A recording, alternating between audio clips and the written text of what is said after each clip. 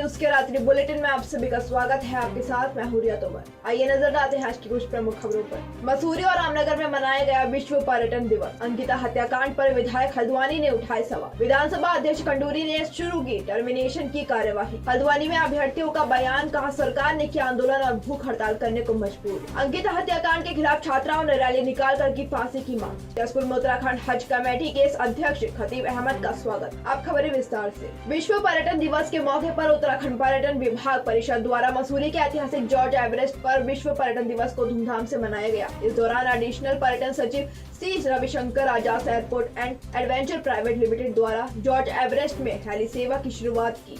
Heli सेवा की शुरुआत को लेकर किए गए ट्रायल का निरीक्षण किया गया। इस मौके पर देहरादून से हेलीकॉप्टर को जॉर्ज एवरेस्ट पर लैंड किया गया।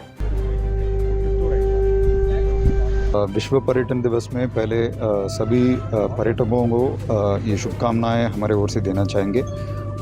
यहाँ उत्तराखंड में जो है विभिन्न पर्यटक स्थल है, जिसमें पर्यटकों का जो सुविधा बढ़ाने के लिए वेरियस इनिशिएटिव्स जो है यूटीडीबी के माध्यम से किया जा रहा है। उसमें जो है अभी एक्सटेंशन जो है यहाँ जो जॉर्ज एवरेस्ट जो टूरिज़्म डेस्टिनेशन है, जिसमें म्यूज़ियम भी जो है बन के तैयार हो रहा है, उस पर जो है एरो स्पोर्ट्स, हिमालय दर्शन वगैरह जो है चालू करने के लिए एक इनिशिएटिव माननीय पर्यटन मंत्री जी के निर्देशन पर जो है आज शुरू हो रहा है। तो उसमें जो है पर्यटकों को एक बहुत डिफरेंट एक्सपीरियंस मिलेगा, जिसमें जो है हिमालय दर्शन का भी जो है वो पूरा यहाँ जो स्नो बाउंड पीक्स को जो है हेलीकॉप्टर में बैठ करके जो है देखने का एक अवसर मिलेगा। दूसरा जो है एरो स्पोर्ट्स है, जिसमें एसीओ एडवेंचर टूरिज़्म जो है इनिशिएटिव लेकर के आगे बढ़ा रहे हैं। तो उनके माध्यम से जो है विभिन्न प्रकार का इनिशिएटिव्स लिया है, जिसमें कुछ जो एरो मॉडलिंग है वो स्कूलों में जो है बच्चों को भी जो है सिखाया जाएगा। जैसे कि इस बारी यूनाइटेड नेशन ने भी थीम दी है री थिंकिंग टूरिज़्म। हमें कुछ अलग सोचना पड़ेगा, कुछ नया सोचना पड़ेगा, और उत्तराखंड के परिप्रेक्ष्य में ये बहुत ज़रूरी है। कोविड ने भी हमें बहुत कुछ सिखाया है, और क्योंकि उत्तराखंड की आर्थिकी की रीढ़ की हड्डी पर्यटन है, उसमें हम कैसे नए नए प्रोडक्ट्स लेकर आएँ, नई नई चीज़ें लेकर आएँ, जिसमें हम पर्यटकों को यहाँ पे आकर्षित कर सकें। पर्यटक यहाँ पे आए, यहाँ से एक सुखद अनुभव लेके जाए, यहाँ के लोगों को रोज़गार मिले। उसके तहत एक ये जो एरो स्पोर्ट्स और मसूरी की इतनी बड़ी एक हमारे लिए हमारा पे एक विरासत है जॉर्ज एवरेस्ट स्टेट, इसको पिछले 7-8 साल से काम हो रहा है इस पर, और खुशी है कि ये अपने मुकाम पे पहुंच रहा है। इसका म्यूज़ियम भी जल्द शुरू हो जाएगा। साथ साथ जब ये एक्टिविटी हो जाएगी तो यहाँ का पर्यटक जो मसूरी आता है उसको एक दिन का स्टे बढ़ेगा, तो एक यहाँ से बड़ा सुखद और अच्छा अनुभव लेके जाएगा। अंकिता के अंतिम संस्कार के दौरान उसकी मां को मृतक अंकिता के अंतिम दर्शन न करवाए जाने के मामले पर हल्द्वानी से कांग्रेस विधायक सुमित हृदयेश ने केंद्रीय मंत्री स्मृति ईरानी पर सीधा निशाना साधा है। उन्होंने कहा कि बेटी बचाओ बेटी पढ़ाओ का नारा देने वाली स्मृति ईरानी आज कहां है। संवाददाता दीपक अधिकारी की रिपोर्ट। ऐसे है जो ये अभी अंकिता हत्याकांड हुआ है गढ़वाल में, श्रीनगर में, जो हमारी एक गरीब लड़की जॉब करने के लिए गई थी और उसको बेरहमी से उसकी हत्या कर दी गई। उसके विरोध में ही हम लोग आज यहाँ पर आए हुए हैं, और इसको हम ये चाहते हैं कि जो इनके आरोपी हैं, जो इनके हत्यारे हैं, उनको फांसी मिले। देखिए, जो प्रदेश सरकार की स्थिति और देश की स्थिति है वो इससे बहुत ही गंभीर है। आए दिन ऐसे मामले देखे जाते हैं, पहले यूपी में, दिल्ली में, उत्तराखंड में भी, अब देवभूमि में भी हमारे ऐसे मामले देखे जा रहे हैं। हमारी ये मांग है कि सख्त से सख्त एक्शन हो, कड़े कानून बने, कि आने वाले समय में जो लोग हैं वो डरें कि किसी बहन बेटी के साथ गलत करना क्या होता है। और मेरा सरकारों से यह कहना है कि जो आज ये रिजॉर्ट और ये सब चीज़ें बाद में तोड़ रहे हैं ना, उस समय के अधिकारियों पर भी कार्रवाई होनी चाहिए कि जब ये अवैध प्रॉपर्टियां बन रही हैं। देखिए, जिस तरह से हम देख रहे हैं कि अंकिता के साथ कितना बुरा सलूक हुआ है, और हमें पता है कि ये किन लोगों ने किया हुआ है। तो यहाँ आज सभी महिलाओं ने सोचा था कि हमें हल्द्वानी में जो उनके हत्यारे हैं उसको फांसी दिलाने के लिए हमें यहाँ पर एक प्रदर्शन करना चाहिए। हम चाहते हैं, जब सामने सामने दिख रहा है कि किन लोगों ने हत्या की है, किस तरह से कौन कौन लोग शामिल रहे हैं, तो उनको सीधे 1 महीने के अंदर आप सीधे उनको फांसी की सजा क्यों नहीं सुना रहे हैं। ये ऐसा है, देखिए, हल्द्वानी शहर में सारी जनता सो चुकी है। अंकिता का कोई ऐसा एक दिन की बात नहीं है, हो रहा है, हमेशा हो रहा है, हर हफ्ते हो रहा है, हर दिन कुछ न कुछ हो रहा है। इस बार ये मुद्दा उठ गया है, तो इसलिए हम लोगों ने आज पहली नवरात्रि को, जिसमें लोग भगवान में मंदिरों को, अब ये मैं कहूँगी तो नहीं, हमारी परंपरा चली आ रही, पूछते तो हम पत्थर के ही भगवान हैं, तो हमने भी तो इस नवरात्रि में आज पहले दिन, पहली नवरात्रि को ये कार्यक्रम करने का इसलिए सोचा। ये रुकने वाला नहीं है, ये आज एक दिन का नहीं है, ये रोज होगा, रोज रोज कोई ना कोई संगठन इसी तरह आएगा और सरकार सरकार को जगाएगा। हमको सरकार से सिर्फ ये लेना देना है कि आप न्याय दो।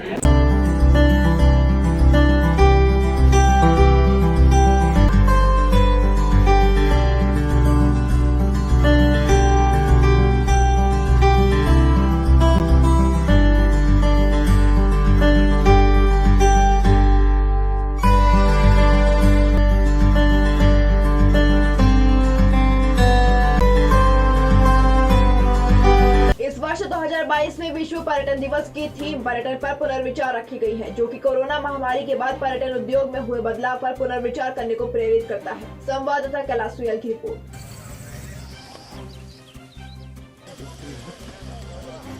देखिए, संपूर्ण विश्व में जो विश्व पर्यटन दिवस है वो आज मनाया जा रहा है और इसका उद्देश्य जो है पर्यटन एक आर्थिकी की रीढ़ है और इससे जहां लोग एक दूसरे देश में जाते हैं, विदेश में जाते हैं, वहां की संस्कृति से जो है वो एक रूबरू होते हैं, उसी के साथ साथ वहां स्थानीय आर्थिकी पर भी बहुत प्रभाव पड़ता है।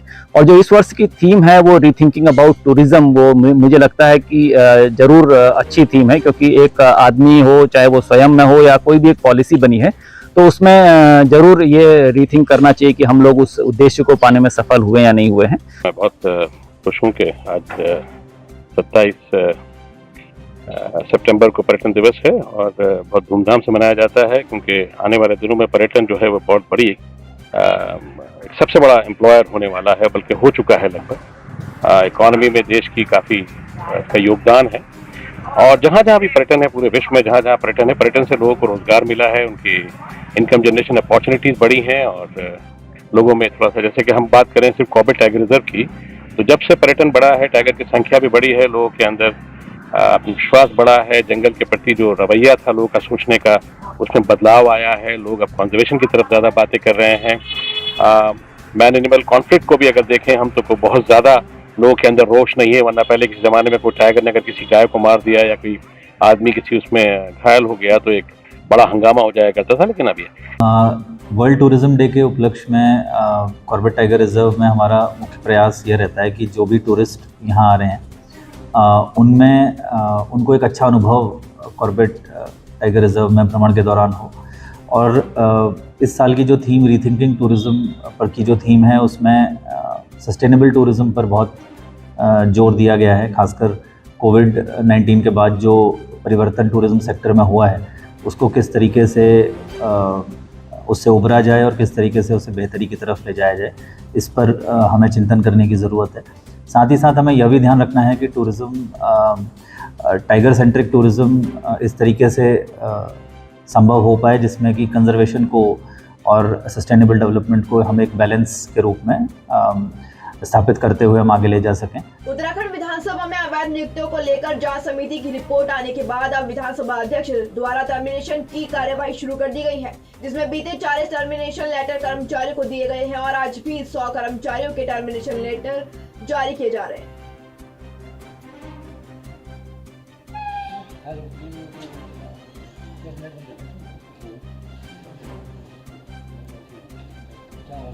उत्तराखंड हज कमेटी के चेयरमैन बनने के बाद पहली बार जसपुर पहुंचे खतीब अहमद का पूर्व विधायक और भाजपा कार्यकर्ताओं ने स्वागत किया। संवाददाता दीपक चौहान की रिपोर्ट। पहली बार तो कोशिश की जाएगी जो पिछली बार का कोटा था उससे कोटा बढ़ाया जाए और जो भी बेहतर सुविधाएं होंगी कोशिश की जाएगी और सब लोगों से राय ली जाएगी। जो पिछली बार कोई दुश्वारियाँ कमी हुई है उसको बेहतर बनाने की कोशिश करी जाएगी और मेरा पूरा प्रयास रहेगा कि आने वाला जो वक्त है, आने वाला जो हज है, उसको बेहतर से बेहतर बनाया जाए और लोग आके कहें कि वाकई में इस बार सुविधाएं बहुत बेहतर है। कोशिश करेंगे कि कोटा बढ़ाया जाए। अगर कोटा बढ़ जाएगा तो अपने आप ये जो दरखास्तें हैं अपने आप सही हो जाएंगी। समस्त सहायक अध्यापक चयनित अभ्यर्थी 5 सितंबर से अपनी नियुक्ति की मांग को लेकर शिक्षा निर्देशालय नंदूखेड़ा देहरादून में अनिश्चितकालीन धरने पर बैठे हैं। उनका कहना है कि सरकार ने हमें आंदोलन और भूख हड़ताल करने पर मजबूर कर दिया है। संवाददाता दीपक अधिकारी की रिपोर्ट। देखिए, हमको नियुक्ति चाहिए। हमारे डॉक्यूमेंट वेरिफिकेशन हो चुका है, 28 जुलाई को सबका कंप्लीट हो चुका है सर। उसके बाद भी हमको पता नहीं किस बेसिस पे हमको टाला जा रहा है सर। कभी छोटे छोटे बहाने बनाए जाते हैं कि ऑपरेटर नहीं है। सर आप खुद बताइए सर, ये कोई बहाना है कि ऑपरेटर नहीं है? आप एक ऑपरेटर की वजह से जिसकी सैलरी 15-20 हज़ार रुपये थी, उसकी वजह से आप 700-800 शिक्षकों की नियुक्ति रोक देंगे आप।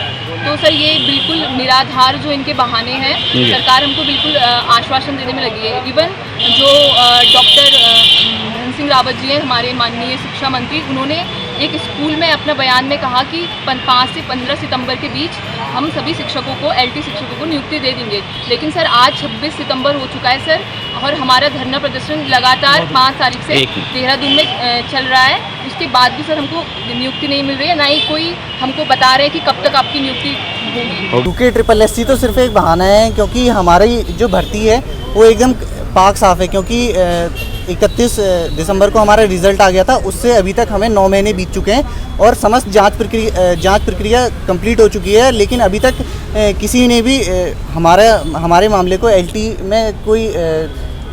में कोई समस्या है, इस प्रकार का कोई मामला अभी तक सामने नहीं आया है। तो अभी हम जितने भी शिक्षक हैं सब कोई ना कोई प्राइवेट जॉब करते थे या फिर ट्यूशन पढ़ाते थे, वो सब छोड़ के हम यहाँ धरना प्रदर्शन में लगे हुए हैं। हम आर्थिक रूप से भी बहुत वीक हो चुके हैं और मानसिक रूप से भी बहुत प्रताड़ित हो चुके हैं। हम बस यही चाहते हैं कि सरकार हमें जल्दी से जल्दी नियुक्ति दे। सर हम लोग चयनित LT के अभ्यर्थी हैं, सब शिक्षक हैं हम लोग जी। 2020 में सर हमारी ये भर्ती निकली थी, विज्ञप्ति निकली थी, और उसके बाद सर 8 अगस्त 2021 को इसका रिटन एग्ज़ाम हुआ था और 31 दिसंबर 2021 को इसका परिणाम भी आ गया है सर जी। उसके बाद से सर 9 महीने हो गए, हम सारे चयनित अभ्यर्थी सड़कों पे प्रदर्शन कर रहे हैं, हम लोग अपनी नियुक्ति की मांग कर रहे हैं, लेकिन सरकार इस बात पे कोई ध्यान नहीं दे रही। किच्छा में गर्ल्स पार्लियामेंट की छात्राओं ने अंकिता के दोषियों को फांसी की सजा देने को लेकर रैली निकाली। यह रैली GGIC स्कूल से प्रारंभ होकर बरेली रोड, दीनदयाल चौक, मुख्य बाजार, नैनीताल बैंक गली होती हुई स्कूल पहुंचकर समाप्त हुई। संवाददाता राजू सैगल की रिपोर्ट। और बच्चों को उनके अधिकार के लिए उनके जो नियम है उसके बारे में जानकारी देती रहती हूँ। तो जैसे ही अंकिता भंडारी वाला केस आया, बच्चों में एकदम आक्रोश जैसे आ गया कि हम मेहनत करके अच्छे नंबर लाते हैं, फिर हमें स्कॉलरशिप मिलती है उच्च शिक्षा के लिए, हम अच्छी शिक्षा ग्रहण करके जब काम पे आते हैं तो हमारे साथ इस तरह की दुर्घटना हो जाती है। ना तो हम अपने परिवार के लिए कुछ अच्छा कर पा रहे हैं, ना उनको सुरक्षा दे पा रहे, ना हम सुरक्षित हैं। तो ऐसी परिस्थिति में सरकार अगर हमें आगे बढ़ाने के लिए सारे नियम बना रही है, सारे हमें स्कॉलरशिप दिए हैं, तो उसी तरह से फिर हमारे सुरक्षा के लिए भी एक कानून होने चाहिए। जो कदम उठाया अभी रितु खंडूरी मैम ने और हमारे मुख्यमंत्री महोदय ने, पुष्कर सिंह धामी जी ने, उनको तो मैं धन्यवाद दूंगी कि उनका प्रयास बहुत ही अच्छा है। लेकिन जो हमारे कानून बने उस कानून पे पूर्णतः पूरी तरह से उस पर लागू करके उस पर सबका सहमति के साथ काम आगे आना चाहिए। सिर्फ फाइलों में यह काम दबने नहीं चाहिए। जो भी कानून हो वो सिर्फ नियम कानून बन करके रह जाते हैं, कभी अपने जीवन में लागू नहीं हो पाते। और यही कारण है कि हमारी मेधावी बच्चे जो संसार में आगे आना चाह रहे हैं उनको पहले ही कुचल दिया जा रहा है। सर ये हमारे विद्यालय में हम लोगों ने GGIC किच्छा में गर्ल्स पार्लियामेंट बनाई है। गर्ल्स पार्लियामेंट बनाने का हमारा मुख्य उद्देश्य यही है कि हमारे समाज में जो भी कुरीतियाँ हो रही हैं, बालिकाओं के साथ जो भी कुछ हो रहा है उसके प्रति विद्रोह करें। अच्छे कामों के लिए हम आगे आए, लेकिन जो बुरा कार्य है इसके लिए हमारी गर्ल्स पार्लियामेंट ने कहा है कि हम अंकिता को न्याय दिलाने के लिए हम रैली निकालेंगे और पुष्कर सिंह धामी जी को बोलेंगे कि अभी तक आपने जो कार्य किया है उससे हम संतुष्ट तो हैं, लेकिन जब तक अंकिता को पूरी तरीके से न्याय नहीं मिलेगा हम लोग इसी तरीके की रैलियां निकालते जाएंगे। और हमारी गर्ल्स पार्लियामेंट का ये कहना है कि अगर कोई लड़की लड़का बन के अपने परिवार का भरण पोषण करने के लिए बाहर निकलती है और उसके साथ ये हादसा हो जाता है तो हमारी बेटियां कहाँ सुरक्षित हैं। इसके लिए हमारी उत्तराखंड सरकार को एक लॉ बनाना चाहिए और बालिका की सुरक्षा के लिए ठोस कदम उठाना चाहिए। मैं ये नहीं चाहती कि अब हमारे देश में दूसरी अंकिता या अंकिता के अलावा जितनी भी लड़कियों के साथ अभी हुआ है वो हो। सर ऐसे तो हमारे घर वाले चाहेंगे ही नहीं कि हम पढ़ें या आगे जाके अपने घर वालों का पालन पोषण कर पाएँ। सर हमें अब खुद डर लग रहा है कि हम अगर रात तक जाते हैं या दिन में भी जाते हैं सर हम बिल्कुल सेफ़ नहीं है। तो बस हम यही चाहते हैं अपनी सरकार से कि जो ये जानवर जैसे व्यवहार कर रहे हैं, गुंडागर्दी हो रही है सर, इसमें इतना कड़ा कानून करा जाए कि ये लोग करने से पहले 10 बार सोचें। सर बस मैं यही चाहती हूँ कि अंकिता के हत्यारों को फांसी मिलनी चाहिए और कुछ ऐसा कानून बने कि जो हमारे साथ या अंकिता के साथ जो भी हुआ है वो करने से पहले 10 बार सोचें। किच्छा कोतवाली पुलिस ने 2 अलग-अलग स्थानों से नशे के तस्करों को गिरफ्तार किया है। दोनों आरोपियों के पास से पुलिस ने 12.65 ग्राम स्मैक बरामद की है। संवाददाता दुर्गेश तिवारी की रिपोर्ट। इसमें जो है उच्चाधिकारियों के आदेश पर निरंतर नशे के विरुद्ध जो है कार्रवाई की जा रही है। इसमें जागरूकता अभियान के साथ साथ जो अवैध कारोबार करते हैं नशे का, उनके खिलाफ भी कड़ी कार्रवाई की जा रही है। इसी क्रम में 2 मुलजिम हम लोगों ने अरेस्ट किए हैं, अरशद खान और शाहबाज कुरैशी। ये लोग यहीं के स्थानीय रहने वाले हैं और बरेली के बहेड़ी क्षेत्र से ये लोग स्मैक लाते थे और किच्छा में रहने वाले लोगों को छोटी छोटी क्वांटिटी में अच्छे प्रॉफिट पर ये लोग सेल करते थे। तो इनसे हम लोगों ने बातचीत की है और पूछताछ इनसे जारी है और इसमें बैकवर्ड और फॉरवर्ड लिंकेजेस जितने भी हैं वो इसमें खंगाले जा रहे हैं और इसमें जो भी सोर्स होगा सोर्स तक हम लोग पहुंचेंगे और उनके खिलाफ भी कड़ी कार्रवाई करेंगे। और इस टीम से डेफिनेटली इसके काम से जो है सराहनीय काम है और नशे की प्रवृत्ति पर रोक लगेगी और एसएसपी साहब द्वारा इस टीम को जो है 5,000 रुपये का नगद इनाम भी दिया गया। जगदीश चंद्र हत्याकांड मामले में प्रदेश सरकार से एसआईटी जांच, पीड़ित परिवार को 1 करोड़ का मुआवजा, पत्नी व बहन को सरकारी नौकरी, हत्याकांड में शेष लोगों की अरेस्टिंग, एसएसपी व डीएम के खिलाफ कार्यवाही को लेकर पीसी तिवारी के नेतृत्व में सैकड़ों की संख्या में लोगों ने गांधी पार्क से नारेबाजी करते हुए नगर में जुलूस निकाला। संवाददाता हेमंत सिंह मेहरा की रिपोर्ट।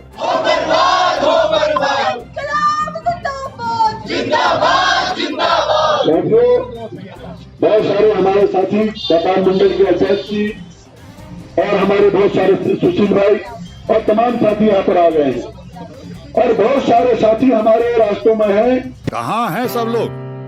शाम की चाय तो एक साथ होनी चाहिए, सब लोग एक साथ बैठना ही नहीं चाहते। पापा, try this. लो, सब लपक ली।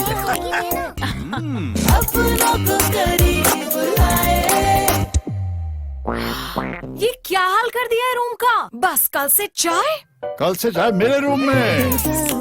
देवर पर नमकीन अपनों को गरीब ला। पतंजलि योगपीठ के महामंत्री आचार्य बालकृष्ण के नेतृत्व में गौमुख से ऊपर अंतिम दुर्गम क्षेत्र में अनामित व अनारोहित 3 शिखरों पर आरोहण व नामकरण सहित एक ग्लेशियर का नामकरण करके पतंजलि ने इतिहास रचा है। अपनी यात्रा के उपरांत हरिद्वार वापस आने पर पूज्याचार्य जी सहयोगी संस्थान नेहरू पर्वतारोहण संस्थान NIM के प्रिंसिपल कर्नल अमित बिष्ट व पूरी टीम का पतंजलि विश्वविद्यालय के ऑडिटोरियम में आयोजित अभिनंदन समारोह में अभिनंदन किया गया। आचार्य बालकृष्ण ने इस दौरान करीब 550 जड़ी बूटियों की खोज की।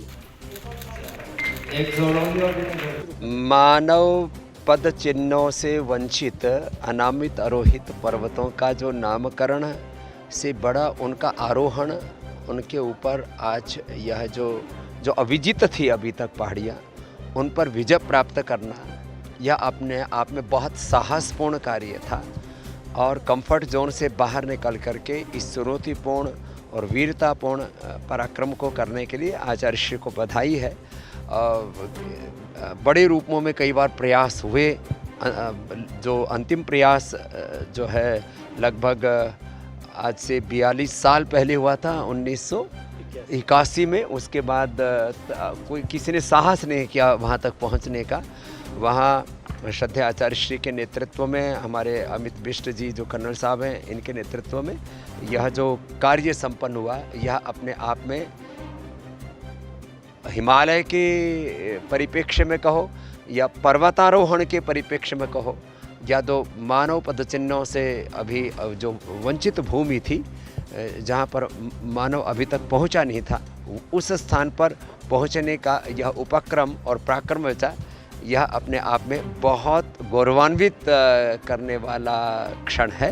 मैं आचार्य श्री को और आदरणीय कर्नल साहब की और उनकी पूरी टीम को बधाई देता हूँ। यात्रा करके लौटे आप पहाड़ की, तो जड़ी बूटियों का भी कुछ हिमालय की यह एक यात्रा ऐसी थी कि जहाँ पर जड़ी बूटियों के साथ में इस बार हम हिमालय की खोज पर थे। हिमालय में जड़ी बूटियों की खोज तो बहुत बार की, इस बार हमने हिमालय में हिमालय की खोज की।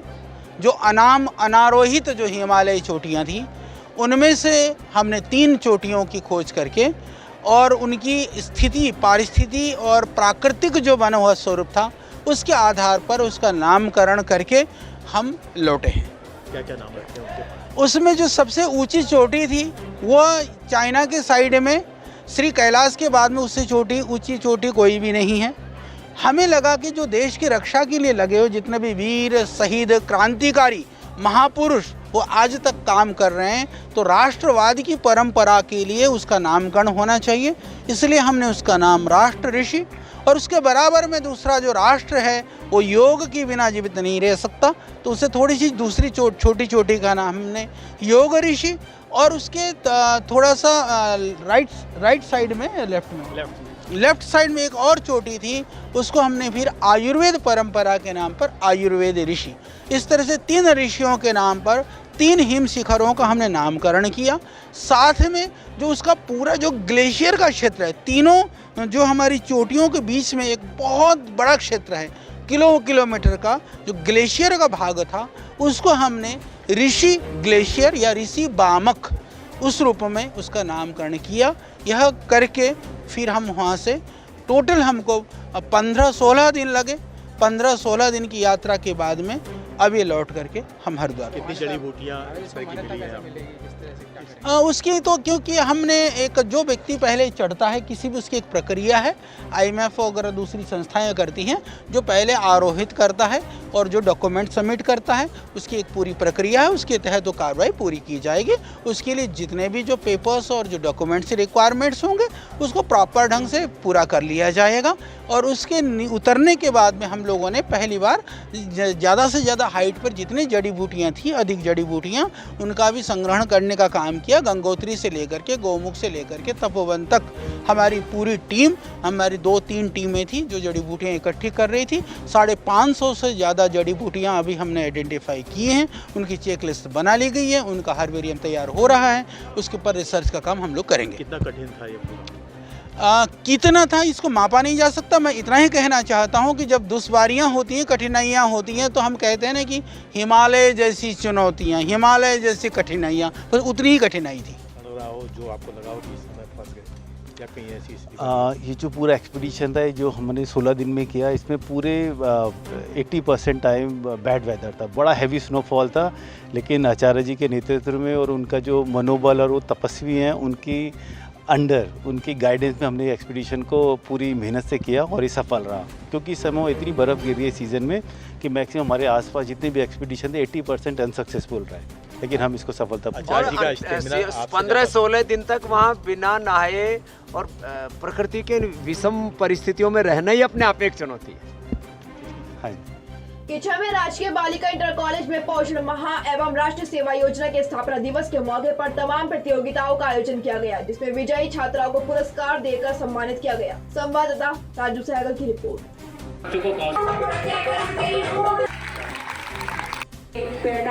एक्टिविटीज़ देखते हुए बहुत खुश हुआ। उन्होंने बहुत ही अच्छा प्रोग्राम वगैरह काम किया था। वो जो नाटक वगैरह में बच्चों का अवेयरनेस के बारे में और न्यूट्रिशियस फूड के बारे में, माँ का बेटी का कितना पोषण वो चाहिए, ज़रूरत है, वो पूरा बहुत बढ़िया दिया था।